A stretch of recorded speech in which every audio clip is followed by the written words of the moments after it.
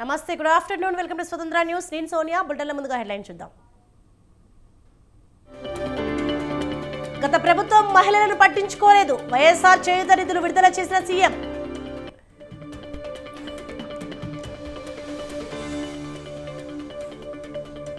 YCP నుంచి రాష్ట్రాన్ని రక్షించాలి, తగాదాలు సృష్టించాలని చూస్తుందన్న అచ్చెన్న.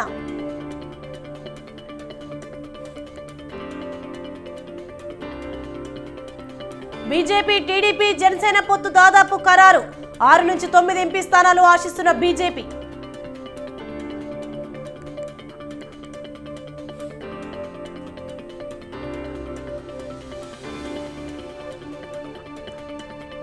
మేడిగడ్డ బ్యారేజీకు ఎన్డీఎస్ఏ బృందం కుంగిన పిల్లర్ల పరిశీలన.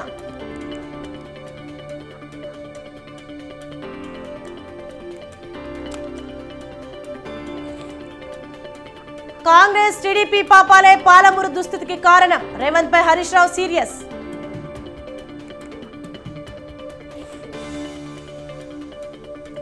కేజ్రీవాల్ కు సమన్లు జారీ చేసిన ఢిల్లీ కోర్టు. ఈ నెల 16న హాజరు కావాలంటూ ఆదేశాలు.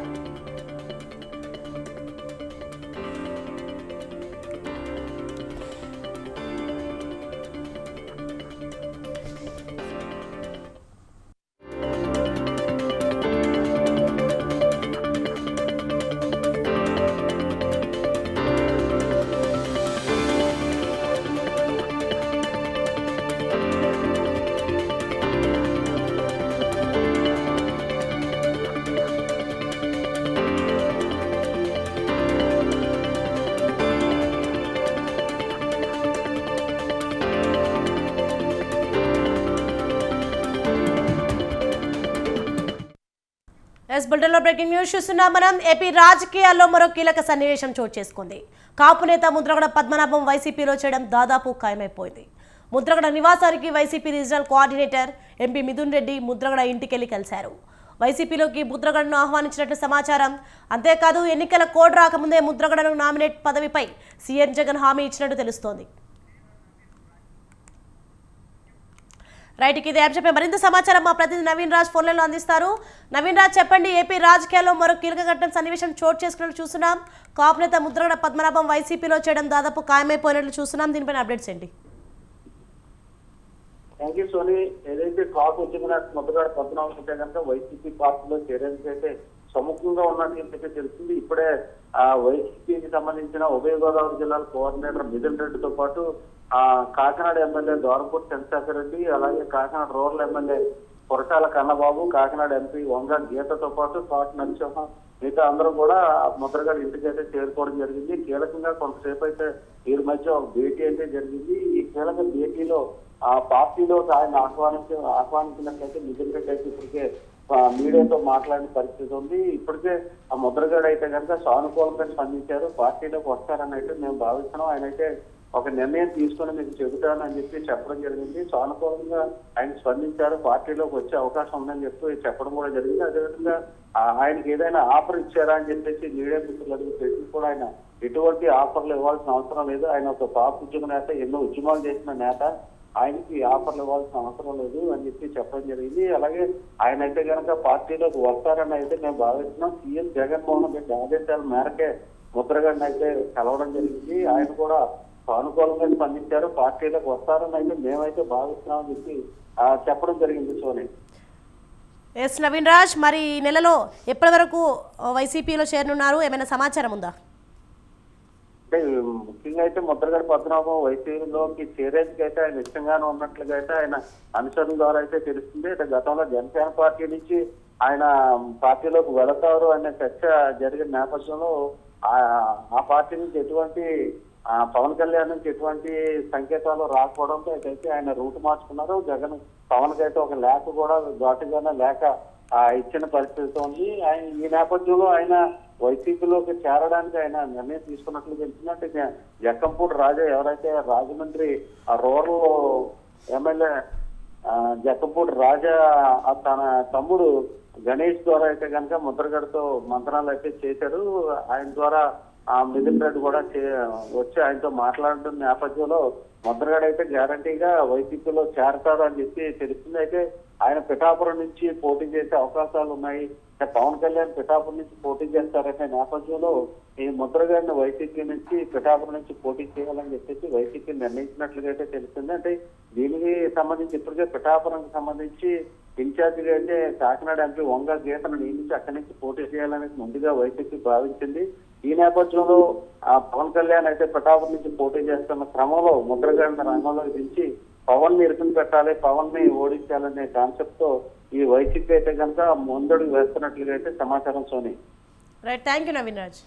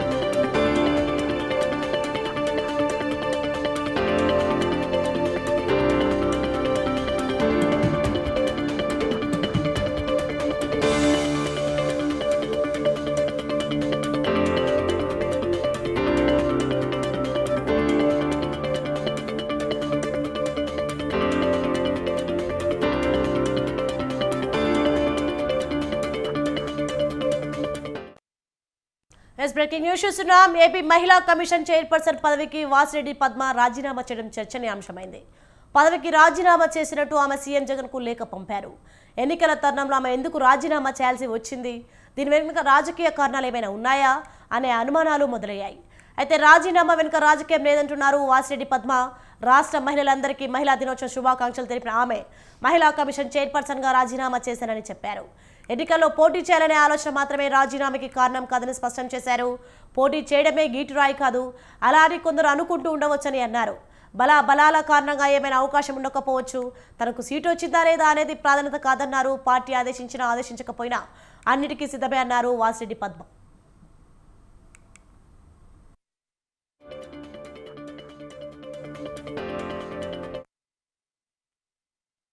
ఏపీ జేఏసీ అమరావతి మహిళా విభాగం తరపున ప్రతి సంవత్సరం చేస్తున్నటువంటి మహిళా దినోత్సవంలో నేను గత 4 సంవత్సరాలుగా పాల్గొంటూ ఉన్నాను.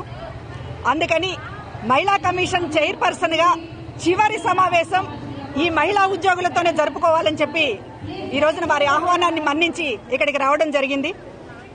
మహిళా కమిషన్ చైర్పర్సన్గా నా రాజీనామాని ఆమోదించవలసిందిగా ముఖ్యమంత్రి గారిని కోరాను. ఎందుకంటే ఒకటే లక్ష్యం, మహిళా సాధికారిత అంటే ఏంటో ఈరోజు చూపించినటువంటి ప్రభుత్వం జగన్మోహన్ రెడ్డి గారి ప్రభుత్వం.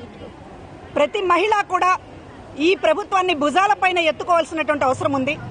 ఆ ప్రచారాన్ని నేను తీసుకోవడానికి ఎన్నికల సమయంలో ఆ బాధ్యత తీసుకోవాల్సిన అవసరం నాకు ఉందనిపించింది. అందుకనే రాజీనామా చేస్తాను.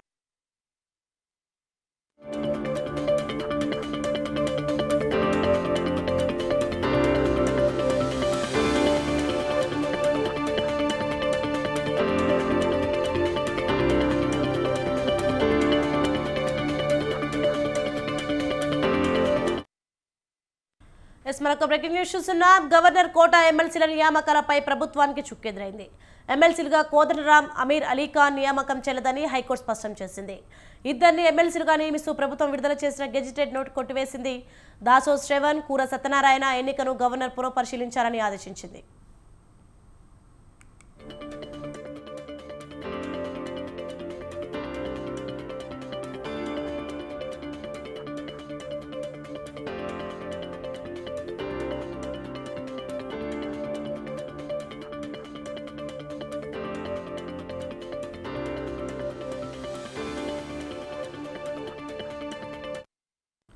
మంత్రిమండలి నిర్ణయానికి గవర్నర్ కట్టుబడి ఉండాల్సిందేనని హైకోర్టు సూచించింది. మళ్లీ కొత్తగా ఎమ్మెల్సీ నియామకాలు చేపట్టాలని స్పష్టం చేసింది. దాసోజు శ్రవణ్, సత్యనారాయణ నియామకాన్ని కొట్టివేసే అధికారం గవర్నర్కు లేదని పేర్కొంది. కేబినెట్కు తిప్పి పంపాలి తప్ప తిరస్కరించకూడదని ఉన్నత న్యాయస్థానం తీర్పు వెలువరించింది.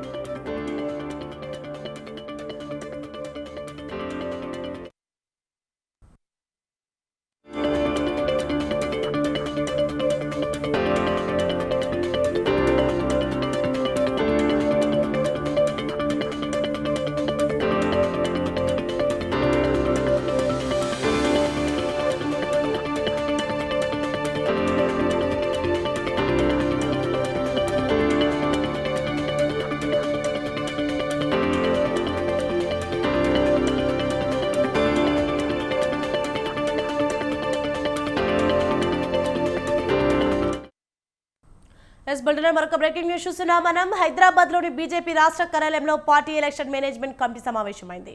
పార్టీ రాష్ట్ర అధ్యక్షుడు కిషన్ రెడ్డి అధ్యక్షతన భేటీ జరుగుతోంది. ఈ సమావేశానికి రాష్ట్ర ముఖ్య నేతలు, వివిధ మోర్చాల అధ్యక్షులు హాజరయ్యారు. పార్లమెంట్ ఎన్నికల కార్యాచరణ రూపకల్పన కోసం ఎన్నికల కమిటీ సమావేశమైంది. ఈ నెల 12న రాష్ట్ర స్థాయి బూత్ కమిటీల సమావేశం నిర్వహిస్తారు. బూత్ స్థాయి కమిటీ సభ్యుల సమావేశానికి కేంద్ర మంత్రి అమిత్ షా హాజరవుతారు.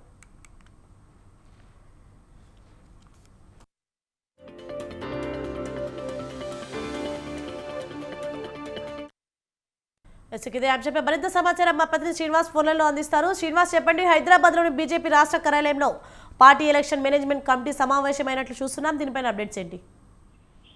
సోని, ఈ రోజు భారతీయ జనతా పార్టీ రాష్ట్ర కార్యాలయంలో రానున్న పార్లమెంటు ఎన్నికలను దృష్టిలో పెట్టుకొని బీజేపీ ఎన్నికల మేనేజ్మెంట్ కమిటీ సమావేశమైంది.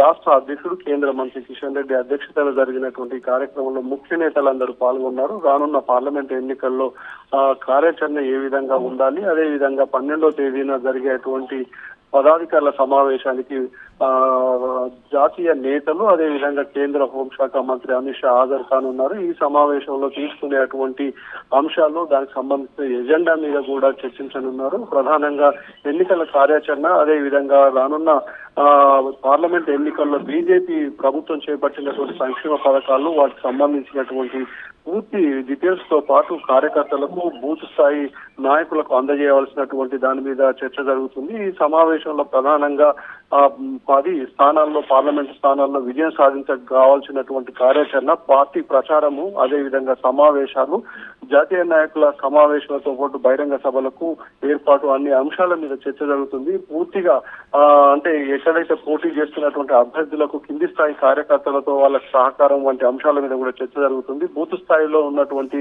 కార్యకర్తలు, పోలింగ్ ఏజెంట్లు, అదే విధంగా ఓటర్ల జాబితా, అదే విధంగా మిగతా అంశాల మీద కూడా ఏ విధమైనటువంటి కార్యాచరణ రూపొందించాలన్నటువంటి అంశం మీద ముఖ్య నేతలతో రాష్ట్ర నేతలు ఈ సమావేశంలో చర్చించనున్నారు. ఈ స్థాయి సమావేశాలు మండల, జిల్లా స్థాయిలో కూడా నిర్వహించాలన్నటువంటి ఆదేశాలను కేంద్ర మంత్రి, రాష్ట్ర అధ్యక్షుడు కిషన్ రెడ్డి ఆదేశాలు జారీ చేశారు. మొత్తంగా ఈ సమావేశంలో తీసుకున్న నిర్ణయాలను రేపు రాష్ట్ర స్థాయిలో కూడా సమావేశాలు నిర్వహించి జిల్లా స్థాయిలో కూడా వాళ్ళకి ఆదేశాలు ఇచ్చే అవకాశం ఉందని చెప్పవచ్చు. Soni, thank you Srinivas.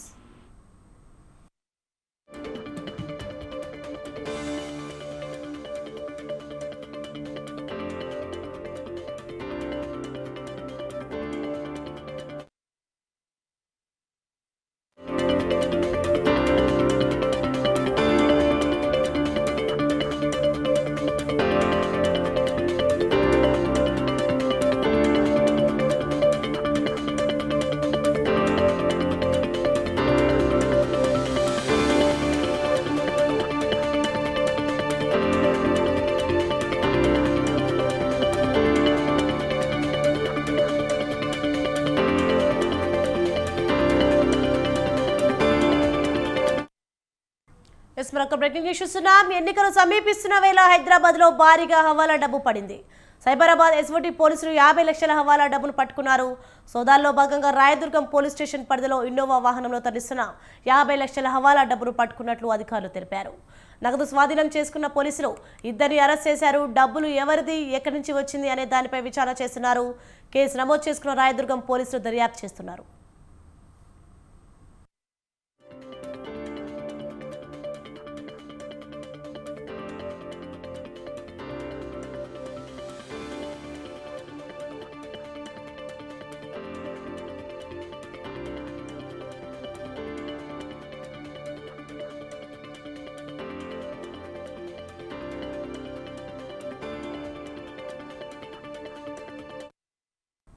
Breaking news చూస్తున్నాం. ఎన్నికలు సమీపిస్తున్న వేళ హైదరాబాద్ లో భారీగా హవాలా డబ్బు పడింది.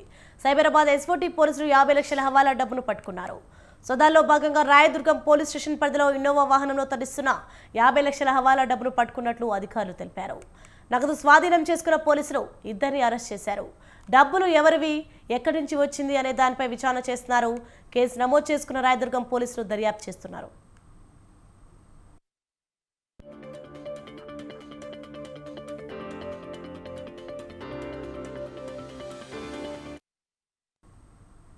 ఏపీలో 26,000 మంది బీసీలపై అక్రమ కేసులు పెట్టారని టీడీపీ జాతీయ ప్రధాన కార్యదర్శి నారా లోకేష్ అన్నారు. 300 మంది బీసీలను ఏకంగా హత్య చేశారని తెలిపారు. బీసీలకు రావాల్సిన 25,000 కోట్లను వైసీపీ ప్రభుత్వం దారి మళ్లించిందని ఆరోపించారు. బీసీలకు ప్రత్యేక రక్షణ చట్టం తీసుకురాబోతున్నామని తెలిపారు. బీసీలకు స్వయం ఉపాధి కోసం 5 ఏళ్లలో 10,000 కోట్ల రూపాయలు ఖర్చు చేస్తామన్నారు. ఆదరణ పథకం కోసం 5,000 కోట్ల రూపాయలు ఖర్చు పెట్టి పనిముట్లు అందజేస్తామని లోకేష్ తెలిపారు. ప్రశ్నించాలనుకుంటున్నా, ఎన్నికల ముందల బీసీలు బ్యాక్వర్డ్ క్లాస్ కాదు బ్యాక్ బోన్ క్లాస్ అన్నారు. ఈ రోజు ఏకంగా బీసీ సోదరులు వెన్నముక్క విరగొట్టాడు ఈ సైకో జగన్. నేను ఈ సభాముఖంగా ఆయన్ని ప్రశ్నిస్తున్నా. 26,000 మంది పైన బీసీల పైన దొంగ కేసులు పెట్టావు నువ్వు. 300 బీసీల్ని ఏకంగా హత్య చేశారు. ఇదేనా నువ్వు మా బీసీలకు ఇచ్చే గౌరవం? బీసీ సోదరులందరికీ తెలుపుతున్నా, 2 నెలలు ఓపిక పట్టండి. మీ పైన దొంగ కేసులన్నీ ఎత్తేసే బాధ్యత నేను వ్యక్తిగతంగా తీసుకుంటాను. మనం చూసాం ఒక అమర్నాథ్ గౌడ్ని, నందం సుబ్బయ్య గారిని, చంద్రయ్య గారిని, జాలయ్య గారి లాంటి అనేక మంది బీసీ. ఏపీలో ప్రతి ఒక్కరూ వైసీపీ బాధితులని టీడీపీ రాష్ట్ర అధ్యక్షుడు అచ్చెన్నాయుడు అన్నారు. రాష్ట్రాన్ని దారుణమైన పరిస్థితులకు జగన్ తీసుకెళ్లారని మండిపడ్డారు. ఈ నెల 17న చిలకలూరిపేటలో టీడీపీ జనసేన ఉమ్మడి భారీ బహిరంగ సభ నిర్వహిస్తున్నట్టు తెలిపారు. ఈ నెల 17న టీడీపీ జనసేన ఉమ్మడి మేనిఫెస్టో ప్రకటిస్తామని చెప్పారు. చిలకలూరిపేట సభ ద్వారా భవిష్యత్ కార్యాచరణ ప్రకటిస్తామన్నారు. టీడీపీ జనసేన నేతలపై వేధింపులు మానుకోవాలన్నారు. టీడీపీ జనసేన అభ్యర్థులను ప్రకటించాక వైసీపీ వణికిపోయిందని అచ్చెన్నాయుడు విమర్శించారు. రేపు 17వ తారీఖు జరుగుతున్నటువంటి ఉమ్మడి సభ రాజకీయ చరిత్రలో మరొక చారిత్రాత్మకమైనటువంటి ఘట్టానికి ఒక వేదిక అవుతుందని చెప్పి ఈ సందర్భంగా తెలియజేస్తున్నాను. ఆ సభలో సూపర్ 6కి సంబంధించి కీలకమైనటువంటి ప్రకటన చేయబోతున్నాం. తెలుగుదేశం పార్టీ జనసేన ఉమ్మడి మేనిఫెస్టోతో పాటు భవిష్యత్ ప్రణాళికలు కూడా ఆ సభలో ప్రకటించబోతున్నాం. ఆ సభకి టార్గెట్ 10 లక్షల మంది. ఈ చిలకలూరిపేట సభ చరిత్ర సృష్టించడం ఖాయమవుతుంది. ఆర్టీసీ ఎండీకి చిట్ట చివరిగా హెచ్చరిక చేస్తున్నాను. ఈరోజే లెటర్ పెడతాం 2 పార్టీలు. రేపు 17వ తారీఖు జరుగుతున్నటువంటి సభకి బస్సులు మీరు ఇవ్వాలి. ఇవ్వకపోతే మాత్రం ఈరోజు ఎవరైతే ఎండీగా ఉన్నారో, ఎవరైతే మీరు ఆఫీసర్స్గా ఉన్నారో, రేపు అధికారంలోకి వచ్చిన తర్వాత మీకు తగిన మూల్యం చెల్లించుకో. చిలకలూరిపేట సభ సరికొత్త చరిత్ర సృష్టిస్తుందని జనసేన నేత నాదెండ్ల మనోహర్ ధీమా వ్యక్తం చేశారు. సభలో అభివృద్ధి ప్రణాళికను ప్రకటిస్తామన్నారు. మేము చేస్తున్న ఈ ప్రస్థానంలో ఏమాత్రం కూడా వ్యక్తిగతంగా ఎవరి స్వార్థాలు లేకుండా రాష్ట్ర ప్రజానికం కోసం, మన భవిష్యత్తు కోసం పెద్దలు చంద్రబాబు నాయుడు గారు, మా పార్టీ అధ్యక్షులు పవన్ కళ్యాణ్ గారు అనేక సందర్భాల్లో కలిసి ప్రజలనే దృష్టి పెట్టుకుని ఈ పొత్తుని ఖరారు చేయడం జరిగింది. అందులో భాగంగా ఒక ఉమ్మడి ప్రణాళిక, అనేక సందర్భాల్లో ప్రజల్లోకి వెళ్ళే కొత్త కొత్త ఆలోచనలతోటి సభలు, రాష్ట్ర వ్యాప్తంగా కూడా ఒక భరోసా నింపడానికి కోసం. అంధకారంలో మన రాష్ట్రాన్ని నెట్టేశారు ఈ వైఎస్ఆర్సీపీ ప్రభుత్వం. అందులోంచి బయటికి తీసుకురావడానికి ఇరు పార్టీల నాయకులు కలిసికట్టుగా ఈ ప్రణాళికను ముందు తీసుకెళ్ళడానికి అనేక సందర్భాల్లో ఒక కొత్త ఉత్సాహం నింపడానికి వాళ్ళు చేసిన ప్రయత్నాన్ని ప్రజలందరూ కూడా గమనించాలి. చిలకలూరిపేటలో 17వ తారీఖున నిర్వహించబోయే ఈ ఉమ్మడి బహిరంగ సభ ఖచ్చితంగా ఇతర సభలతో పోల్చుకుంటే ఇది అందరం కూడా ఒక చరిత్ర సృష్టించే సభ. అందరి బాధ్యత ఉంది, అందరూ దీంట్లో భాగస్వాములు అవ్వాలి. ఉమ్మడిగా మేము చేస్తున్న ఈ ప్రస్థానంలో ఏమాత్రం కూడా వ్యక్తిగతంగా ఎవరి స్వార్థాలు లేకుండా రాష్ట్ర ప్రజానికం కోసం, మన భవిష్యత్తు కోసం పెద్దలు చంద్రబాబు నాయుడు గారు, మా పార్టీ అధ్యక్షులు పవన్ కళ్యాణ్ గారు అనేక సందర్భాల్లో కలిసి ప్రజలనే దృష్టి పెట్టుకుని ఈ పొత్తుని ఖరారు చేయడం జరిగింది. అందులో భాగంగా ఒక ఉమ్మడి ప్రణాళిక, అనేక మహబూబ్ నగర్ స్థానిక సంస్థల బీఆర్ఎస్ ఎమ్మెల్సీ అభ్యర్థిగా ఎన్ నవీన్ కుమార్ రెడ్డిని ప్రకటించింది. అభ్యర్థిగా నవీన్ కుమార్ను పార్టీ అధినేత కేసీఆర్ ఖరారు చేశారు. ఉమ్మడి పాలమూరు జిల్లా నేతల అభిప్రాయం మేరకు నిర్ణయం తీసుకున్నారు. ఉమ్మడి పాలమూరు జెడ్పీ వైస్ చైర్మన్గా పనిచేసిన నవీన్ కుమార్ స్వస్థలం నందిగామ మండలం మామిడిపల్లి.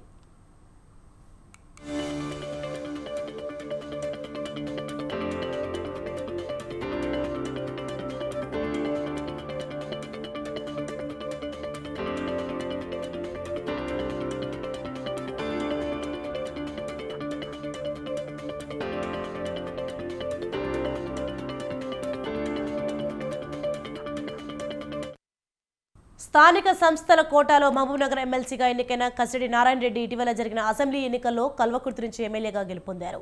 దీంతో ఆయన తన ఎమ్మెల్సీ పదవికి రాజీనామా చేశారు. ఈ నేపథ్యంలో ఎమ్మెల్సీ ఉప ఎన్నికలు జరుగుతున్నాయి. ఉప ఎన్నికకు సంబంధించి ఇప్పటికే నోటిఫికేషన్ విడుదలైంది. ఈ నెల 4న నామినేషన్లు ప్రారంభమయ్యాయి. మార్చి 11 వరకు నామపత్రాలను దాఖలు చేసేందుకు అవకాశం ఉంది. నామినేషన్లను మార్చి 12న పరిశీలించనున్నారు. ఉపసంహరణకు గడువు మార్చి 14న ఉండగా ఈ నెల 28న పోలింగ్ జరగనుంది. ఏప్రిల్ 2న ఫలితాలు ప్రకటిస్తారు.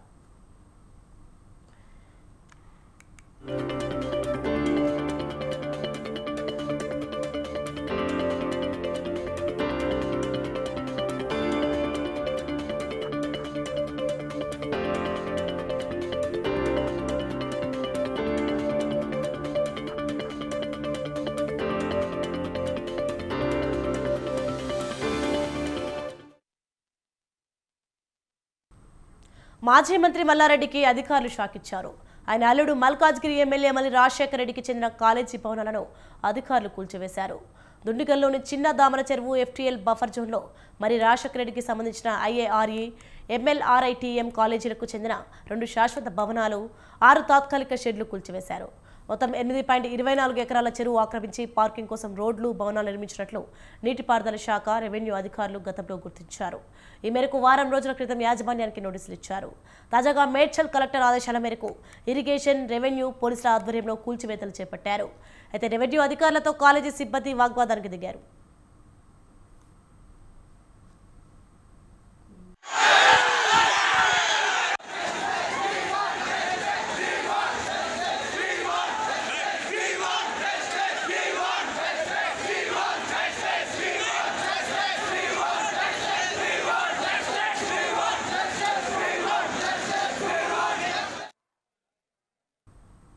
చెరువు కబ్జాలపై రంగారెడ్డి కలెక్టర్ సీరియస్ అయ్యారు. గండిపేట నెక్నాంపూర్ ఇబ్రహీం చెరువులో బఫర్ జోన్లో విల్లాల నిర్మాణం చేపట్టారు. బఫర్ జోన్లో నిర్మిస్తున్న విల్లాల కూల్చివేతకు ఆదేశాలు జారీ చేశారు రంగారెడ్డి కలెక్టర్. రంగంలోకి దిగిన అధికారులు లేక్ వ్యూ విల్లాస్ పేరుతో నిర్మిస్తున్న అక్రమ నిర్మాణాలు కూల్చివేతలు చేపట్టారు. విల్లాస్ను కూల్చివేస్తున్నగా బిల్డర్స్ అడ్డుకునే ప్రయత్నం చేశారు. ఎకరం విస్తీర్ణం చెరువు స్థలంలో అక్రమ విల్లాల నిర్మాణాలను అధికారులు గుర్తించారు. గండిపేట తహసీల్దార్ని ఇప్పటికే బెదిరించిన బిల్డర్ గోవర్ధన్ కూల్చివేతలు ఆపకుంటే అంత చూస్తారంటూ బెదిరించినట్లు తెలుస్తోంది. Hyderabad tonic elite wine shop సోదాల్లో GST అధికారులు భారీగా అక్రమాలు గుర్తించారు. విదేశీ మద్యం విక్రయాల్లో పెద్ద మొత్తంలో ట్యాక్స్ ఎగ్గొట్టినట్లు సమాచారం.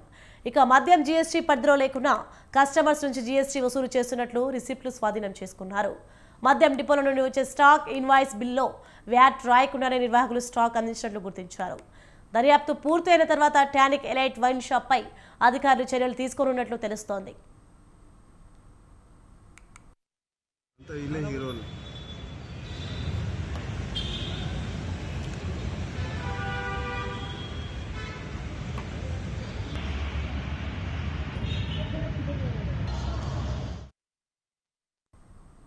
పశ్చిమ గోదావరి జిల్లా గునుపుడి పంచారామ క్షేత్రాలు మహాశివరాత్రి మహోత్సవాలకు ముస్తాబయ్యాయి.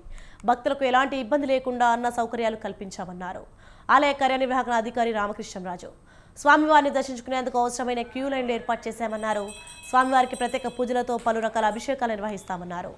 భక్తులు భారీ పాల్గొని శ్రీ సోమేశ్వర జనార్దన స్వామివారి ఆశీస్సులు పొందాలని కోరారు.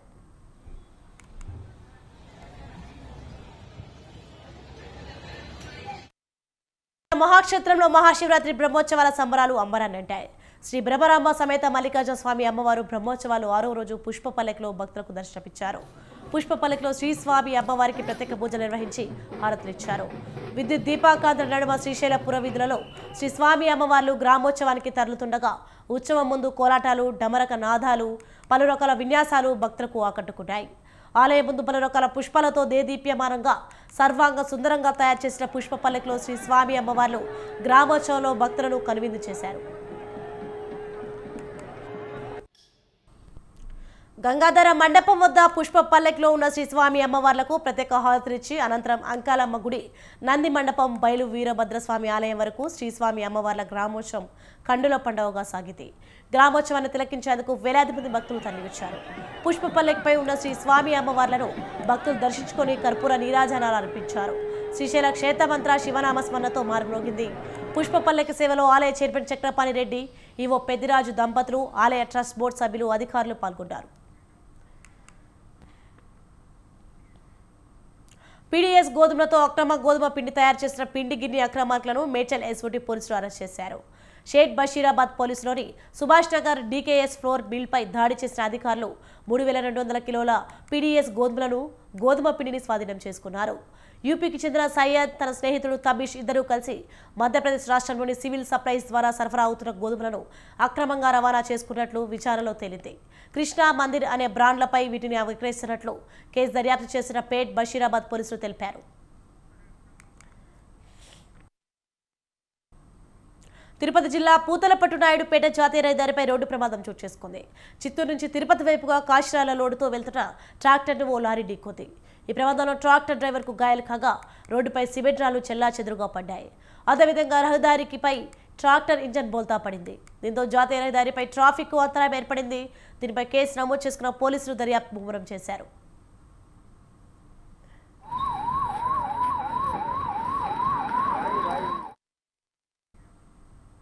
ప్రధాని మోదీ నేడు శ్రీనగర్లో పర్యటిస్తున్నారు. రాజ్యాంగం 370వ అధికరణం రద్దు తర్వాత ప్రధాని కాశ్మీర్లో పర్యటించడం ఇదే ప్రథమం. ప్రధాని పర్యటన నేపథ్యంలో భారీ భద్రత ఏర్పాటు చేశారు. కాశ్మీర్ పర్యటనలో భాగంగా రాష్ట్రంలో వ్యవసాయ ఆర్థిక వ్యవస్థకు ఊతమిచ్చే 5,000 కోట్ల రూపాయల ఖర్చుతో హోలిస్టిక్ అగ్రికల్చర్ డెవలప్మెంట్ ప్రోగ్రాంను ప్రధాని జాతికి అంకితం చేస్తారు. మధ్యాహ్నం శ్రీనగర్ ఎయిర్పోర్ట్లో ప్రధాని దిగిన వెంటనే అక్కడి నుంచి హెలికాప్టర్లో బాదామి బాగ్ కంటోన్మెంట్కు చేరుకొని ఇండియన్ ఆర్మీకి చెందిన 15 కార్ప్స్ హెడ్ క్వార్టర్స్కు వెళ్తారు. అనంతరం కారులో బయలుదేరి బక్షీ స్టేడియానికి చేరుకుంటారు. వికసిత్ భారత్ వికసిత్ జమ్మూ కాశ్మీర్ కార్యక్రమాలను ప్రారంభిస్తారు. పలు అభివృద్ధి కార్యక్రమాలు ప్రారంభిస్తారు. టూరిజం అభివృద్ధికి సంబంధించిన కార్యక్రమాల్లోనూ పాల్గొంటారు.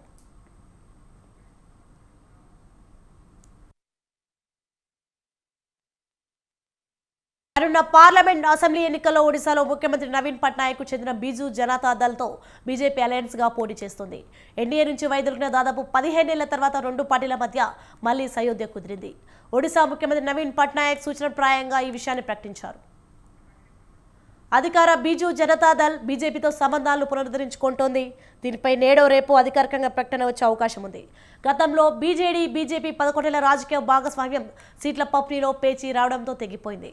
2009లో బీజేపీ నేతృత్వంలోని ఎన్డీఏ నుంచి వైదొలిగింది. సీఎం నవీన్ పట్నాయక్ ఒడిశాలో వివిధ ప్రాజెక్టులను కేంద్రం నుంచి పెద్ద ఎత్తున నిధులు అవసరమని భావిస్తున్నారు. బీజేపీతో దోస్తీ డబ్బులు ఇచ్చిన ప్రభుత్వం రాష్ట్రానికి సహాయపడుతుందని అభిప్రాయపడుతున్నట్లు రాజకీయ వర్గాల వారు చెబుతున్నారు.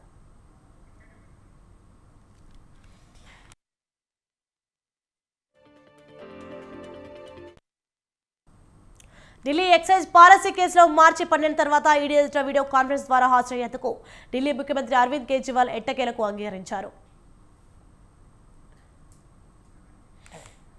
తాము జారీ చేసిన సమన్లకు హాజరు కాకుండా కేజ్రీవాల్ తప్పించుకుంటున్నారని ఈడీ దాఖలు చేసిన ఫిర్యాదు కేసులో కేజ్రీవాల్ ఈ నెల 16న సిటీ కోర్టుకు హాజరు కావాల్సి ఉంది.